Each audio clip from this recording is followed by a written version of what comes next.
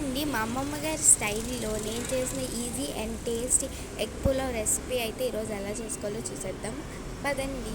First అయితే ఒక bowl పెట్టుకుని అందులో అయితే ఆయిల్ అయితే పోసుకున్నాం అనమాట. తర్వాత కట్ చేసుకున్న ఆనియన్స్ అయితే వేసుకున్నాము.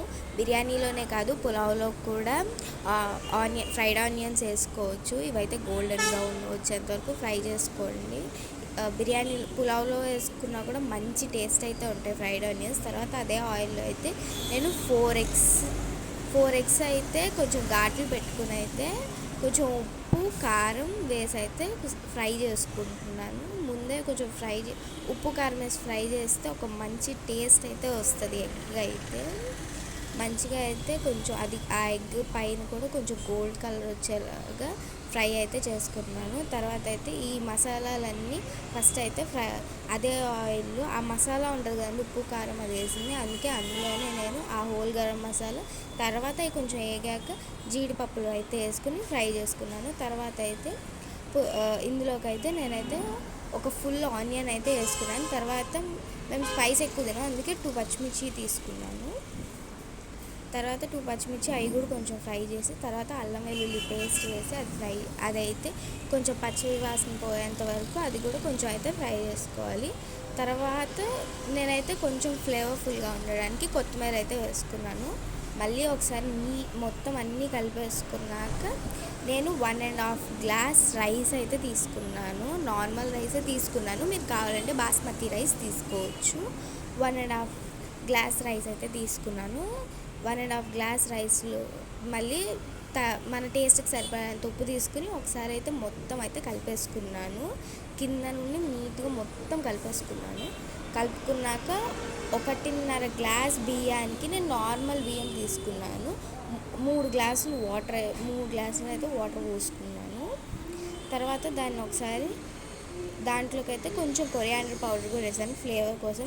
నేనైతే కారం యాడ్ చేయలేదు. తర్వాత అందులో కొంచెం గీ వేసి ఒకసారి అదంతా నీట్గా అయితే మిక్స్ చేసేసి మూత అయితే పెట్టేసుకున్నాను అనమాట. ఒక 85% కుక్ అయ్యాక అందులోకి నేను కొంచెం ఎల్లో కలర్ అయితే యాడ్ చేస్తున్నాను. తర్వాత కొంచెం గీ కూడా వేసుకుంటున్నాను, ఒక స్పూన్ గీ.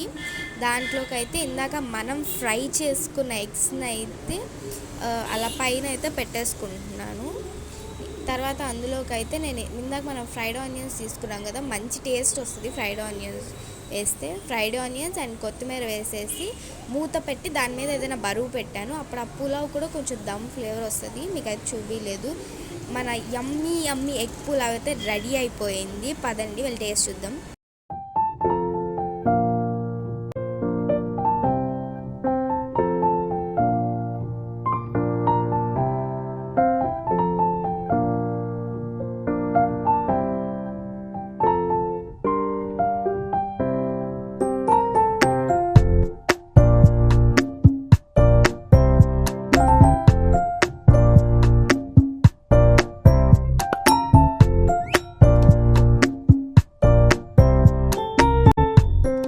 ఎగ్ పులావ్ అయితే చాలా అంటే చాలా బాగా కుదిరింది. నేనైతే ఫస్ట్ టైం అనమాట ఇలా పులావ్స్ కుక్ చేయడము. ఫస్ట్ టైం కుక్ చేసినా కానీ చాలా అంటే చాలా బాగా కుదిరింది. మా అమ్మమ్మ గారు చెప్పిన ఇన్స్ట్రక్షన్స్ అన్నీ ఫాలో అయితే నేను చేశాను. నాకైతే చాలా అంటే చాలా నచ్చింది. మా అమ్మమ్మ గారికి కూడా నచ్చింది, మా సిస్టర్కి కూడా నచ్చింది. మేము ముగ్గురం అయితే ఫుల్గా ఎంజాయ్ చేసాం. మీరు కూడా ట్రై చేయండి.